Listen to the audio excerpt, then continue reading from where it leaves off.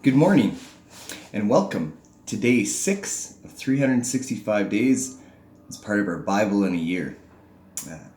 We are following together the Adventure Timeline created by Jeff Cavins. My name is Pastor Jay Lutz, and today we are transitioning from the early world into the Patriarch Age, beginning with Abram, Sarai his wife, and Lot his nephew, who later becomes Abraham, and Sarai his wife, who later becomes Sarah.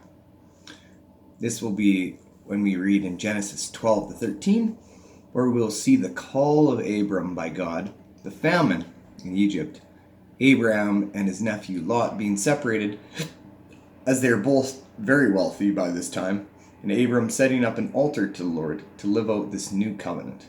We'll also be covering Job, chapters 1 and 2. Job is an interesting read. I mean, Job is kind of a sorry soul in the sense that he gets the poor end of a trade between God and Satan, and so he's a rich man who suffers many losses. And today we are going to be hearing about the first two tests that he's placed in.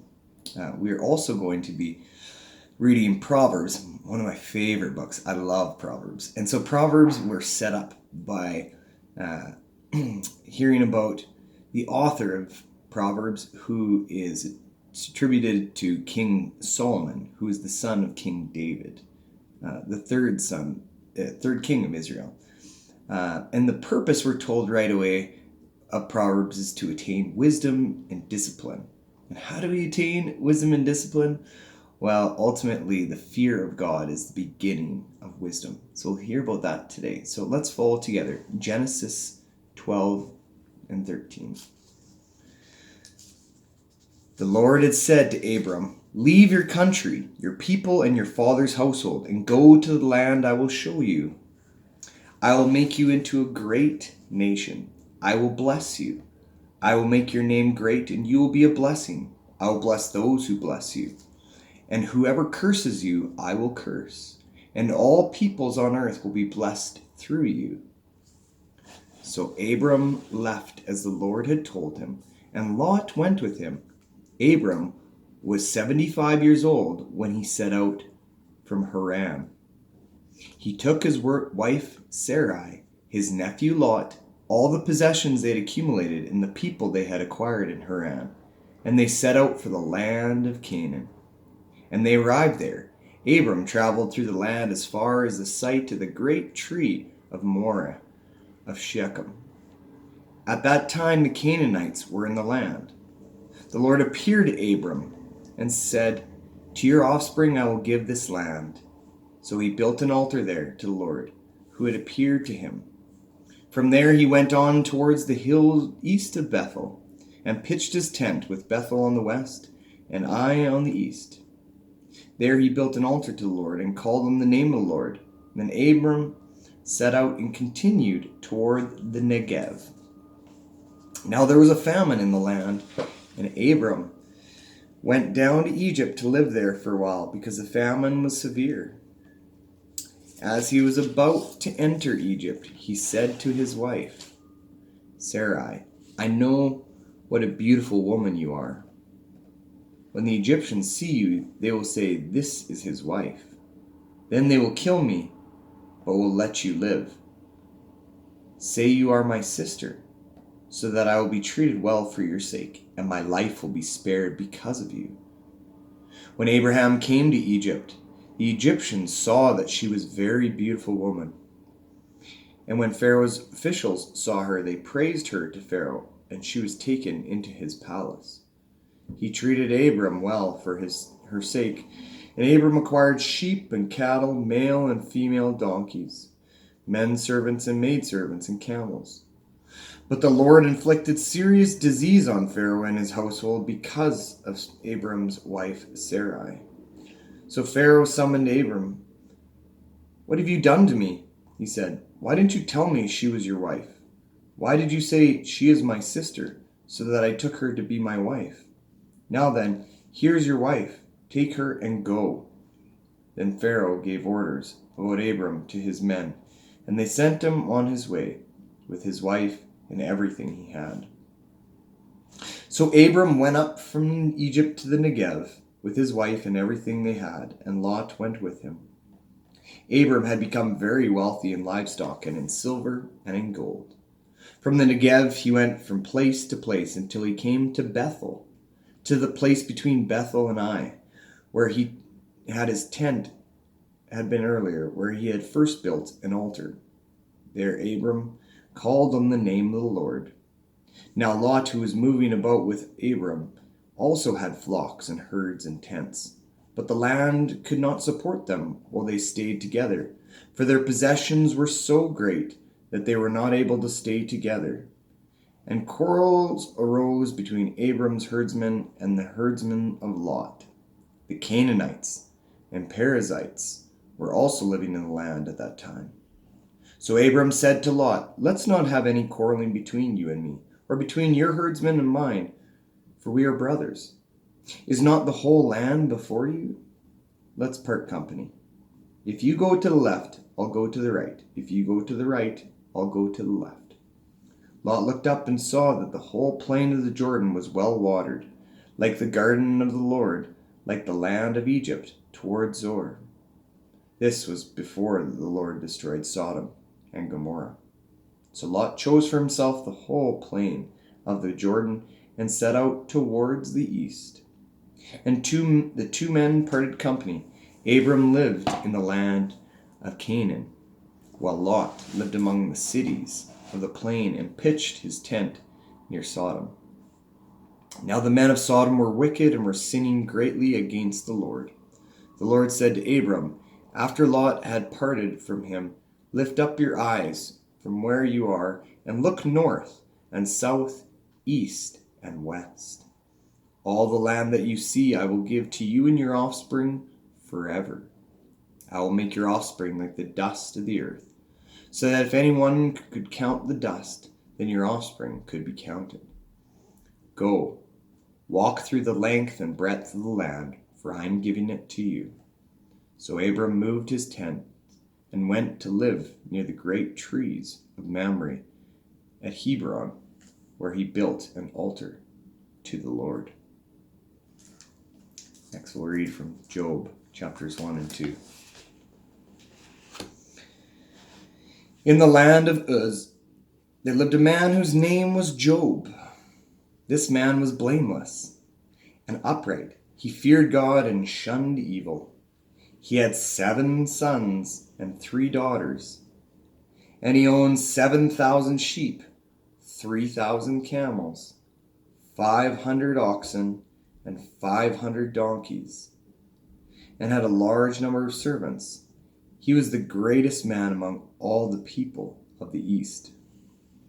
His sons used to take turns holding feasts in their homes, and they would invite their 3 sisters to eat and drink with them. When a period of feasting had run its course, Job would send and have them purified. Early in the morning, he would sacrifice a burnt offering for each of them, thinking perhaps, "My children have sinned and cursed God in their heart."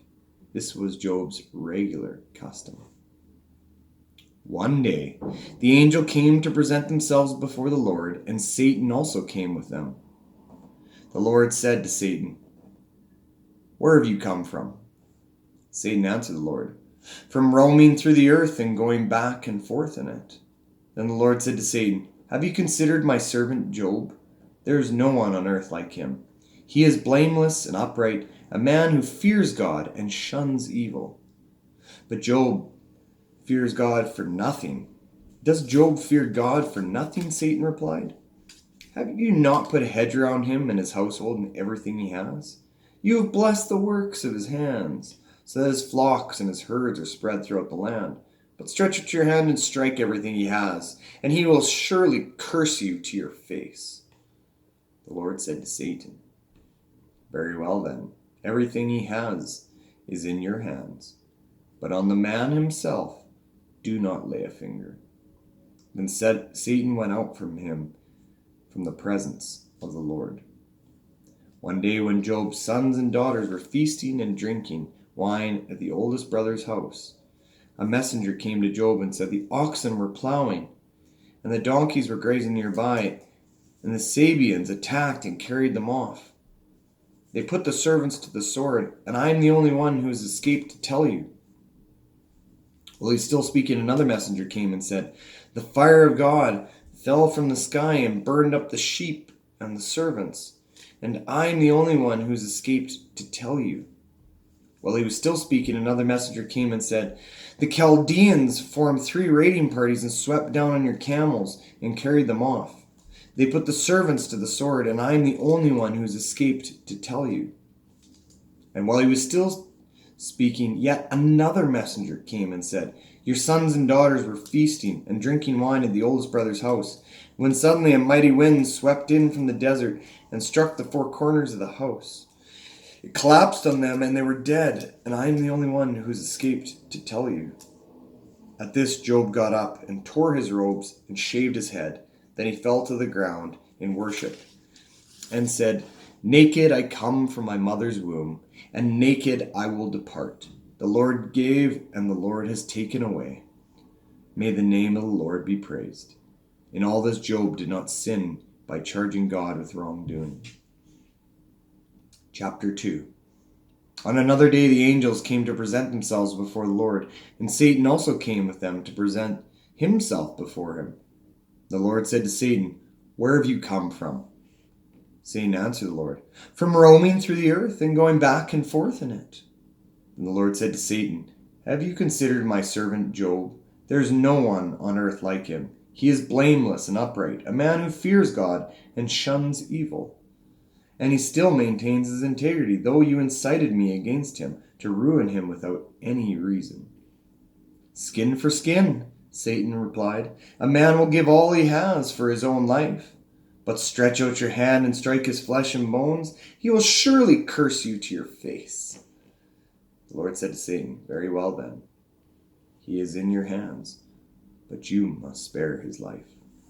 So Satan went out from the presence of the Lord and afflicted Job with painful sores from the sole of his feet to the top of his head. And Job took a piece of broken pottery and scraped himself with it as he sat amongst the ashes. His wife said to him, "Are you still holding on to your integrity? Curse God and die." He replied, "You are talking like a foolish woman.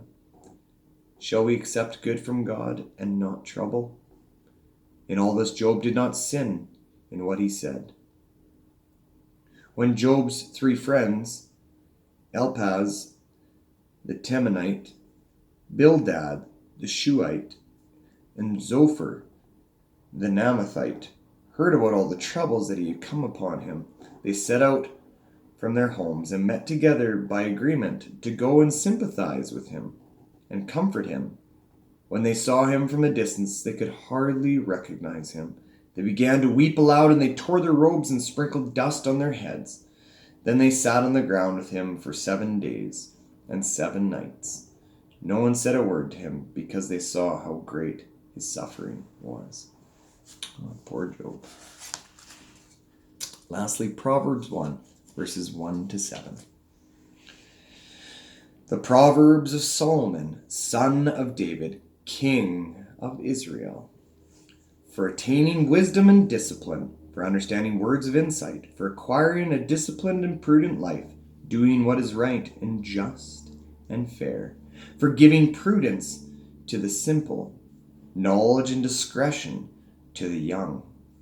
Let the wise listen and add to their learning, and let the discerning get guidance, for understanding proverbs and parables, the sayings and the riddles of the wise. The fear of the Lord is the beginning of knowledge, but fools despise wisdom and discipline. So here we see the beginning of Proverbs, the beginning of this knowledge and wisdom that is given to those who are listening to Solomon, the king of Israel.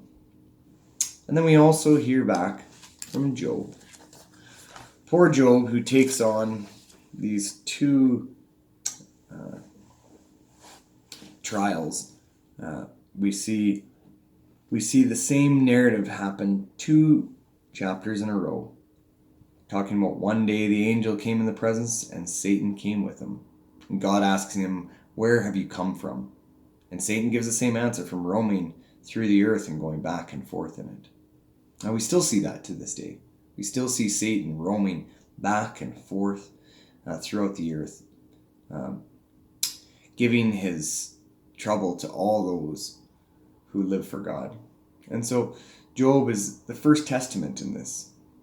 But I love the testament of Job because it shows how Job patiently, through his knowledge and wisdom, explains to his wife that should we not praise God both in the times of good and in times of trouble? Job understands that in God we may endure both, but in both we are to praise God and that we are to endure suffering because we know that we have a greater goal left for us. As we see Abram sets up an altar to God and he praises God wherever he goes. Why? Because he knows that as God goes before him, that all things, all the paths before him will be leveled by God, and that God will walk alongside him, and that he will, even though he may endure troubles, he also reaps the blessings of God too. May you have a blessed day. Take care.